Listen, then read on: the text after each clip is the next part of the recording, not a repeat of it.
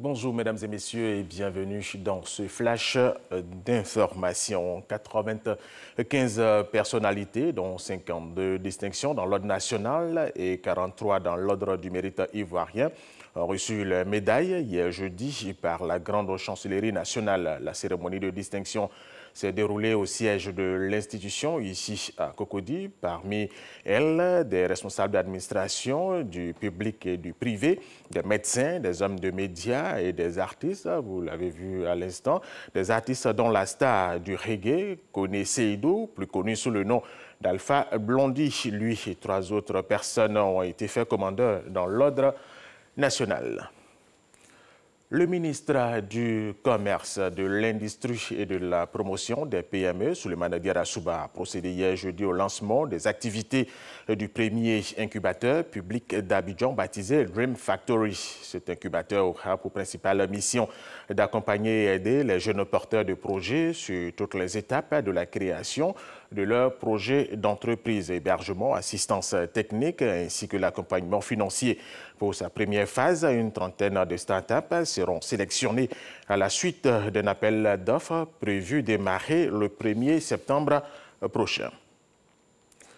Le dispositif de soutien au financement des petites et moyennes entreprises dans l'espace UEMOA appelé dispositif PME a été officiellement lancé hier jeudi également ici à Abidjan par la Banque centrale des États de l'Afrique de l'Ouest, BCEAO. Les PME et PMI se verront octroyer un mécanisme qui leur permettra d'accéder aux différents financements. Lanside Bakayoko. Aujourd'hui, le défi est de créer les conditions pour un meilleur accompagnement des entreprises en levant un certain nombre de contraintes. On peut citer les insuffisances dans la gestion de la gouvernance, l'insuffisance ou la faiblesse des mécanismes de partage des risques. Le dispositif PME permettra non seulement aux entreprises de bénéficier des financements bancaires, mais aussi d'améliorer leur gouvernance de façon à présenter des états financiers conformes aux exigences des institutions de crédit. La communauté bancaire nationale se réjouit d'avoir été associée à l'élaboration de ce dispositif qui s'inscrit parfaitement dans le continuum des actions qu'elle a engagées. Ce dispositif doit attribuer une partie de la commande publique aux PME-PMI et développer la sous-traitance. Le gouvernement est d'accord, lui qui a déjà initié le programme Phoenix, financé à hauteur de 86 milliards de francs CFA. Ce programme vise à disposer à l'horizon 2020 d'une masse critique des PME compétitives, dynamiques et innovantes, contribuant de manière significative au développement socio-économique et durable de notre pays. Toutes ces grandes initiatives viennent compléter celles déjà mises en route par la Banque centrale pour améliorer l'offre de financement du secteur privé, notamment des PME. Il s'agit en particulier des instruments financiers alternatifs, à savoir crédit bail à facturage, finance islamique. En Côte d'Ivoire, les PME représentent 95% des entreprises et 20% de la richesse nationale.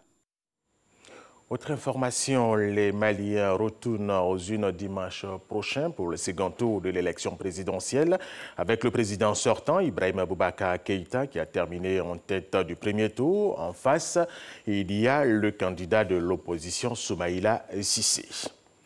Et puis l'opposant zimbabwéen Tendai Biti, qui avait été expulsé par les autorités zambiennes après une demande d'asile politique, a finalement bénéficié hier jeudi d'une libération sous caution par la justice de son pays. Son parti, le Mouvement pour le changement démocratique, MDC, s'apprête à déposer ce vendredi un recours contre les résultats de la présidentielle du 30 juillet remportés au premier tour par Emerson Mnangagwa. Et nous terminons avec cette information. Le secrétaire général de l'ONU, Antonio Guterres, a appelé hier jeudi à une enquête indépendante et rapide sur la mort de 29 enfants dans une attaque qui a frappé leur bus dans le nord du Yémen, attribuée à la coalition menée par l'Arabie saoudite. Antonio Guterres, qui a nommé l'ancienne présidente du Chili, Michelle Bachelet, à la tête du Haut Commissariat aux droits de l'homme. Et c'est la fin de ce flash d'information. Merci de l'avoir suivi.